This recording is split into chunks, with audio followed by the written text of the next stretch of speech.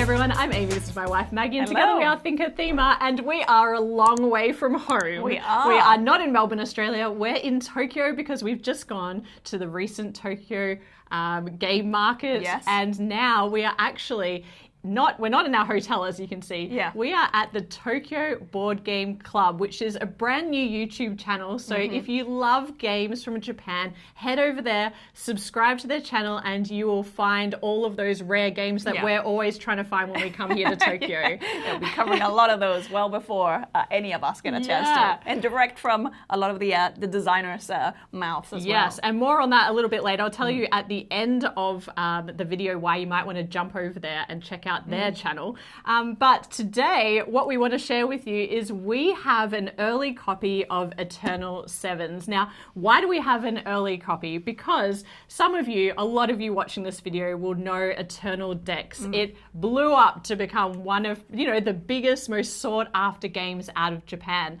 But the designer, Hiroken, actually had watched one of our videos 2 years ago about his previous title, King's Trick Takers.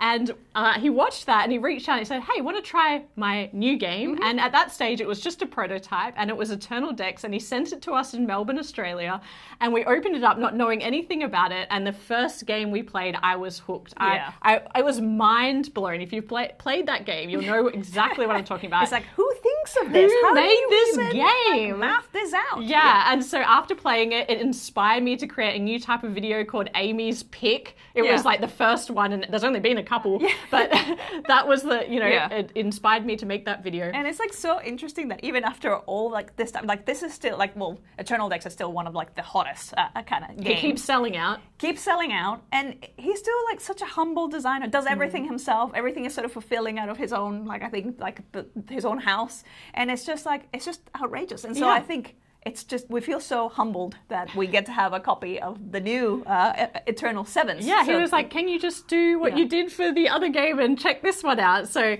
very happy to be showcasing this. It is Eternal Sevens. It is very different to Eternal Decks. So let's get that out of the way. Yes, it shares the art. It shares the setting. But actually Eternal Sevens is based on a traditional family card game called Sevens. Now, I'll start by saying that Maggie and I have not played Sevens. I mean, we have now since getting this, because we went out, bought a deck of cards, and we played Sevens so that it could inform what has changed here. But essentially, Hiroken, the designer, grew up playing Sevens. And in Japan, there are a couple of rule variants that might make it different to the Sevens that you're used to playing, or maybe you've just never played it before like us. And so we're going to explain a little bit about how it works as we show you how Hiroken has kind of changed the rules here.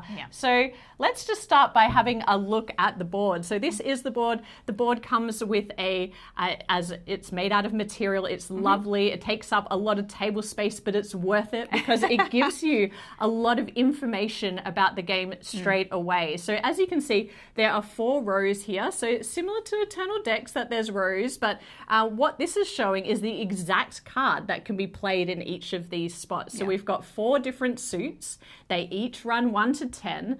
And then we have these purple infinity type eternal cards that are purple, and each suit shares these cards. So when you get dealt cards, you will have a mixture of different suits. You're going to be playing them down here.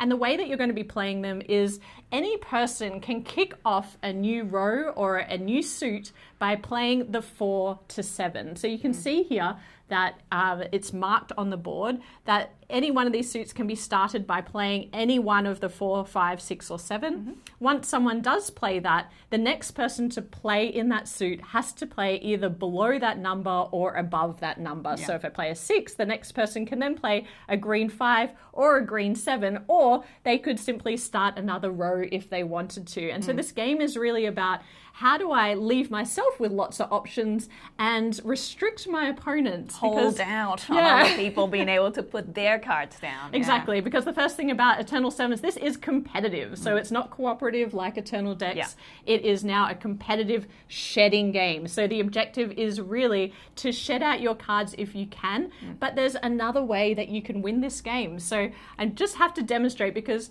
this is kind of the interesting part about this game. Let's find a suit where we can show you. So someone starts with a 7 and then people are building out, and we're building out. They could build this way, but everyone's contributing this way. Now, anyone can play, again, one of these purple cards. As soon as one of these purple cards is played, it triggers the star to be placed on the number here, so at the other end of this connected loop.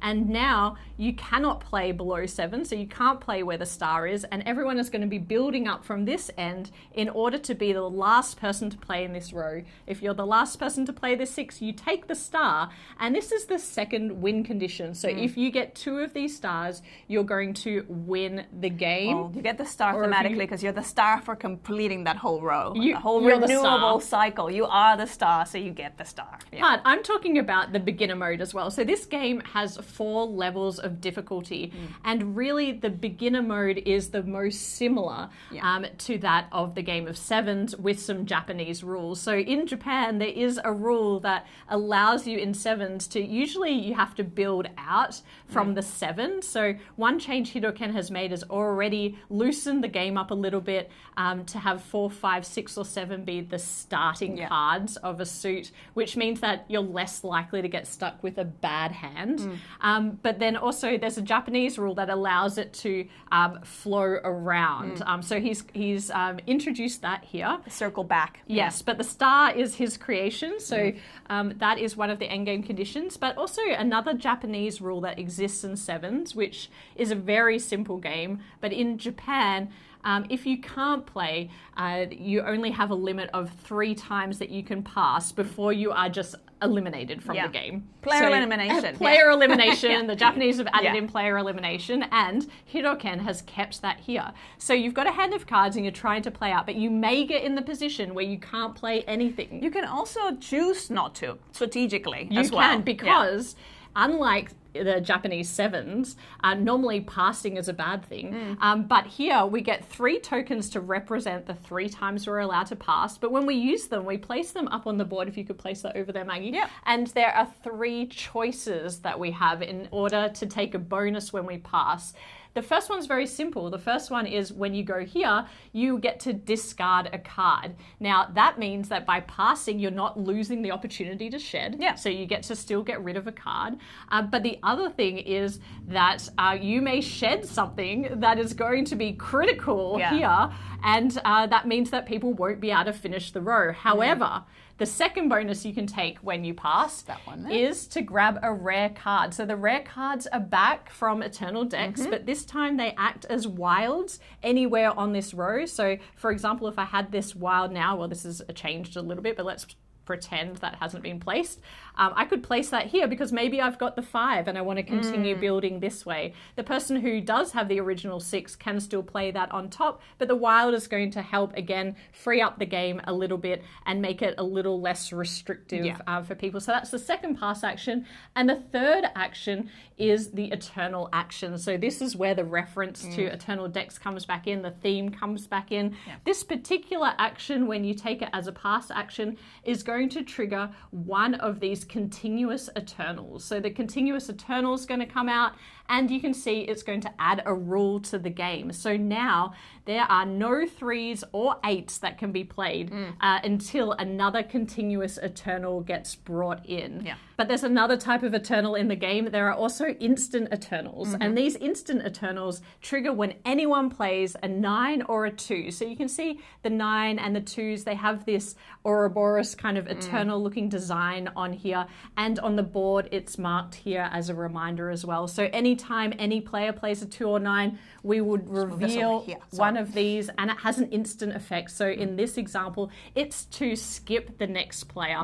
And these instant Eternals are really chaotic. In fact, there's one called the Dragon that makes you swap hands with another player, and so you can imagine what kind of chaos that brings mid-game. It's much more of like a lively, it becomes more tactical and less like long-term strategic, because you have to pivot and you'll have to, Exactly. So this is really the beginner level. So there are 4 levels, as I mentioned. This is the introductory level. If you've never played 7s before, it's going to give you a good idea of how to play 7s. And it's really just a one-shot, one-round game where the person who sheds out first or gets 2 of those stars is going to be the winner. And then you are actually meant to continue playing, so everybody gets a ranking, which is nice and friendly. So that's the introductory Except for the level. last person. Yeah. Person comes last. Yeah. And then now I'm actually going to jump to the 3rd level because that's where the biggest game change happens. So Hiroken introduced Eternal Sevens as really wanting to have that easy, accessible mode that would remind people of the original traditional game Sevens and allow them to play it with their family. And that's why there's, it's quite simple. Low barrier to entry. Yeah. And if you already know Sevens, it's going to be very easy to pick this up and get a little bit of like, this is interesting, this is different, this is, Yeah, and so let's go to gamer mode because, that's Level what up. we're here for. We're going to gamer mode. So gamer mode is played across 2 rounds. So now you're going to play 2 rounds, and there's a lot of things that we're going to introduce now. So in the standard mode, once you've moved up from the introductory beginner mode, it's going to introduce these tokens. And I'll show you these tokens because these are really interesting. 1 token is going to give you an additional turn. So if you play this immediately after playing a card, you get to play another card. So that's really beneficial, especially in a shedding game where you are essentially, trying to surprise people by being like, hey, but you can only have 2 of these max at any one time. And then there's this other one, which is a must play token, which is really interesting. Hiroken said he took that from trick taking. And what's really interesting is if I didn't have this and I wanted someone to play this, I could put this must play token there. And then the person who has that in their hand, if they're going to play a card, they have to play that card first. So it's a way to get the card that I need out onto the board. So those are the 2 additional tokens. You'll see there's an X token, and that's just when something like this happens to show that you can't play there. But then the other really cool thing in gamer mode is we're going to start to introduce these asymmetric powers. So in the basic standard mode, we would cover these, and now there are 6 pass options. And so you will have 4 pass actions. So you'll be using 4 out of the 6. And you can see that when you take these different actions, you're going to be able to pick up some of those tokens that I've spoken about.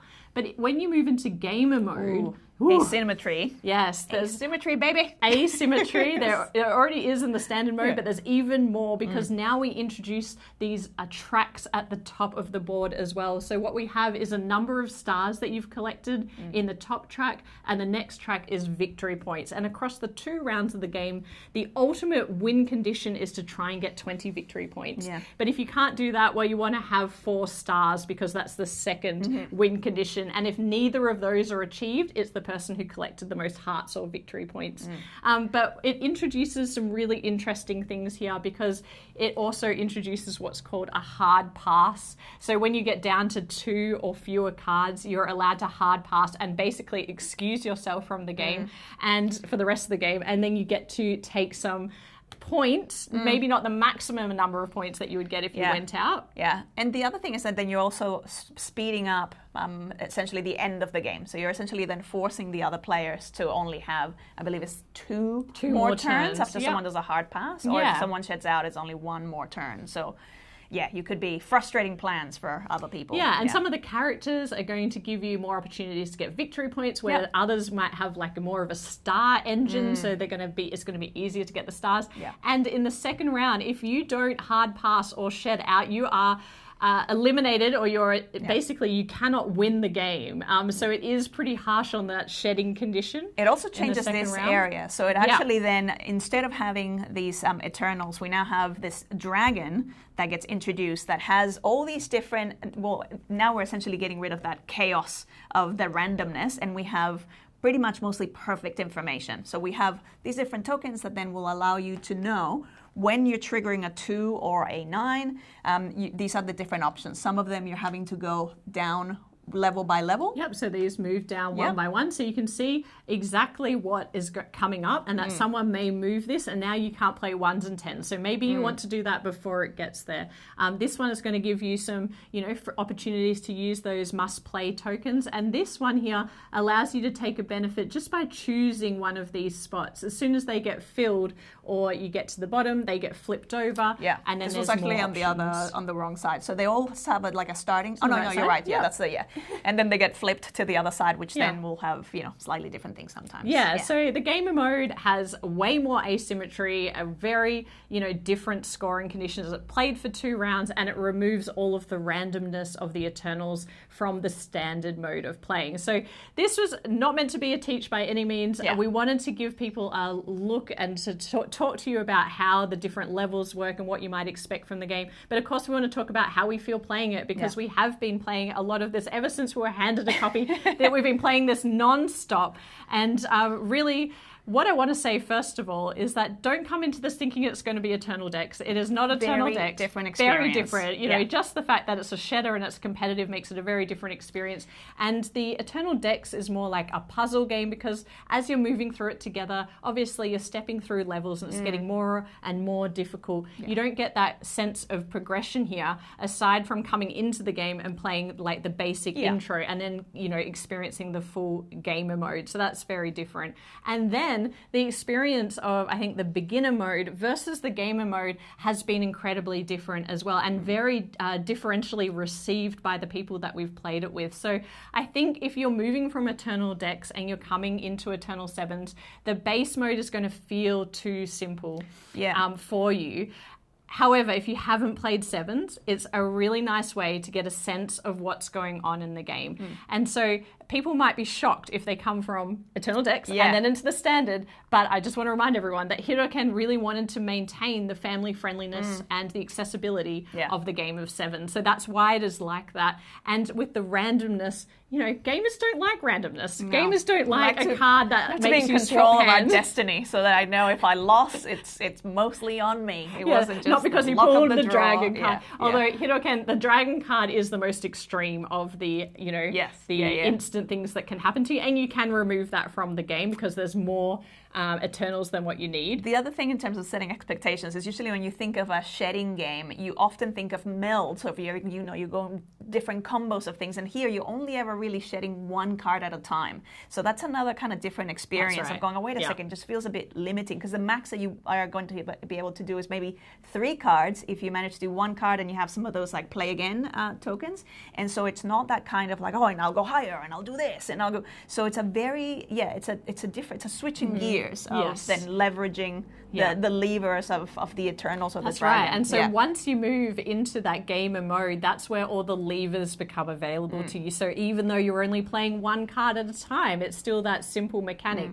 You have the option to pass, and passing is offering you way more benefits than it was before. So that is much more of a strategic lever than it is just a pass action, because you can't do anything. Often you can do something, and when you're playing with other people, you want to restrict them from what they need to do. And then also this perfect information gives you a sense of what people might do, which allows you to plan ahead much more thoroughly. There's also the pro level Eternal, so you can then take on as your very much asymmetric roles, which bring in this whole new layer of abilities where you're essentially potentially causing chaos to the rest of the So for example, the vampire here at the start of the game, it automatically gets set to no one can play 3s or 8s, but for the vampire that doesn't apply. So they can play 3s or 8s as much as they want. In fact, they are never restricted. And then when they take the Eternal action, they can just freely move this around as much as they want to have a new condition that doesn't apply to them. So in terms of, becoming pro at this game, there's a lot of variability built into these Eternals. This actually then reminded me almost of that King's Trick Takers, like all those asymmetric powers, where then every game that you're playing, the thing is you're not working your way through a campaign that gets increasingly more difficult. You're experiencing the game differently because now you have a different set of levers that you can play with. So that's what kind of then brings in that interesting variability. Yeah, we have also had the opportunity to play this game at different player counts. And specifically, how does this game play at 2? Everyone is going to be asking us. And what happens in a 2-player game, regardless of whether you're playing it at the easy level or if you're playing the most complex, this gets added to the board, and essentially we deal out cards, but then the remaining deck goes here. And what happens, interestingly, is at any time there's going to be 2 cards that are randomly kind of dealt from the top of the deck here. It's essentially the third hand. So it's essentially mimicking a 3-player game-ish in terms of the amount of cards that you have, and then the third player's equivalent is going to be sitting there. Yes, but now there's a new choice. So instead of just playing one card down or passing, you now get the opportunity to take one of these cards. But if you do take one of these cards, the other player has to take the other card into their hand, which is a really elegant way of making sure that this deck gets distributed to the players, and you don't have perfect information, because otherwise in a 2-player game I'd just be like, well, I know Maggie's got the 4, 5, and 6 and she's going to hold out maybe, but now this adds this element of chance. But also, if Maggie's about to shed out, I might take a card just so Maggie takes a card that she can't use, and you know, so it adds this really interesting dynamic. It also adds 2 more pass actions, as you can see here, to trigger an eternal action if you've already used that on your own player board. So it is really simple, and I really like what Hidoken did to introduce that so that you can play this as a 2-player game, but I much preferred it at the full player count. I really liked it at 4 because there's so many dynamics. You don't know who has the card, and when you played that must play token, you're like, do you have it? No. Did you have it? Well, you've passed, so maybe you did have it. And it just adds this really interesting dynamic. Look, I feel like at the 2-player count, this is really clever in terms of that it allows you to experience the game in a way, and then it becomes more of like a mind game of like, like, you know, sort of, because you're only trying to predict how much is in here, what I'm going to take, but there's a lot more of that information is available. So I actually quite like that. I feel like even obviously with the higher player count, it's a slightly different experience, but yeah, so that is the game Eternal Sevens. Obviously, you know, we're going to do probably a full review. This is a very, very early look. We've just got our hands on the game. We know that there's no content about it and that people want to see what it's all about. So if you have questions about Eternal Sevens, please drop them in the comments and we'll get back to you. But we hope that was helpful. If you liked the video, please like and subscribe to our channel. But also, I mentioned that there was a reason for, you know, talking about this wonderful studio, you know, more than we are so grateful, because otherwise we'd be, you know, filming it in our hotel room. This is also forever going to be like, this is so much better than our studio. It is so much better. Forever lifted the bar to the point where like every time we film in our studio, it's just going to be like, oh. Don't be expecting this camera work, that's for sure. But we are, you know, here at the studio of Tokyo Board Game Club, and they, coming up, are going to have an interview with Hidoken, the designer of this game. So go and subscribe now so you won't miss that when it drops. Hit the notification bell and then you will find that video. But we hope you enjoyed this, and we'll be back with more board game content soon. But otherwise, bye for now. Bye.